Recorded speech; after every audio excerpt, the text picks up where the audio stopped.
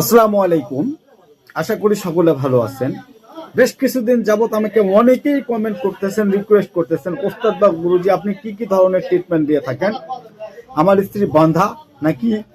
হ্যাঁ, আমার বিভিন্ন জায়গায় আমরা তদবিরাত করছি, ভারত থেকে ফেরত আসছি, আমাদের কোনো ফলাফল হচ্ছে না, আমাদের বাচ্চা কাচ্চা হচ্ছে না। তো তাদের জন্য আজকের ভিডিওটি। ইনশাআল্লাহ আমার আল্লাহ যদি দয়া হয়, রহম হয়, করম হয়, তাহলে অবশ্যই অবশ্যই কাকবান্ধা পর্যন্ত বাচ্চা হবে। তো এর জন্য আমি আপনাদেরকে দুটি টিপস দিব। একটি হলো ইসলামিক তদবিরাত, আর একটি হলো কিছু মেডিসিন প্রপার্টি, যেগুলো সম্পূর্ণ ন্যাচারাল, বাংলাদেশ দেশীয় আয়ুর্বেদিক যে ফর্মুলা রয়েছে সেই ফর্মুলা অনুযায়ী তৈরি করা। আপনারা সরাসরি আমাদের কাছে এসে নিতে পারেন, বা দেশের বিভিন্ন প্রান্তে আপনারা পার্সেল যুগে বা ভিপি যুগে নিতে পারেন।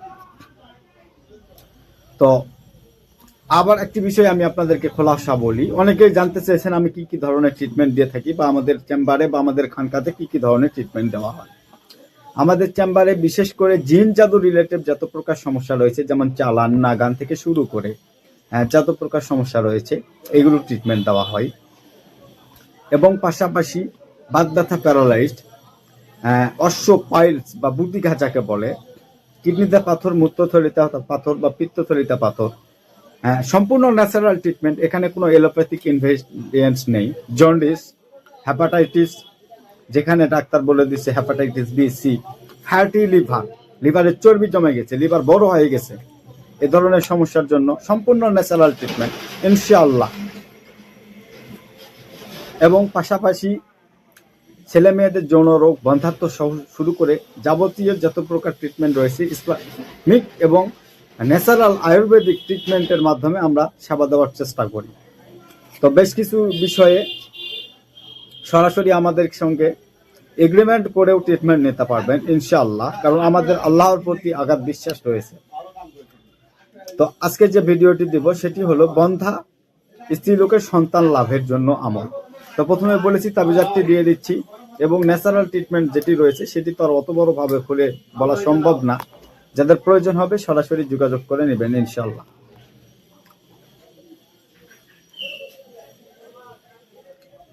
যে সকল বান্ধা লোকের বা বান্ধা স্ত্রী যোগে বা কোনো স্ত্রী সন্তান হচ্ছেই না কোনো ক্রমে, তাদের জন্য আজকের এই তাবিজাতটি। স্ক্রিনে একটি তাবিজাত আপনাদেরকে দিয়ে দিচ্ছি, আপনারা দেখেন। এই তাবিজাতটি অঙ্কন করতে হবে, কিভাবে অঙ্কন করতে হবে, কি নিয়মে অঙ্কন করতে হবে, সেটি আপনাদেরকে বিস্তারিত আমি বলবো। প্রথমে বৃহস্পতিবার দিবাগত রাত্রে আপনাদেরকে আমলটি করতে হবে, অর্থাৎ শুক্রবার রাতে। এই যে নকশাটি বা এই যে তাবিজাতটি, আয়াতটি রয়েছে আল্লাহ কালামের, তো এটি আপনাদেরকে লিখতে হবে। কিভাবে লিখতে হবে? আপনাদেরকে লিখতে হবে কস্তুরী ঘটিত মেশকো জাফরান কালে দিয়ে, যেখানে কস্তুরী, কেশর মিশ্রিত করে আপনারা নিজেরা কালি তৈরি করবেন।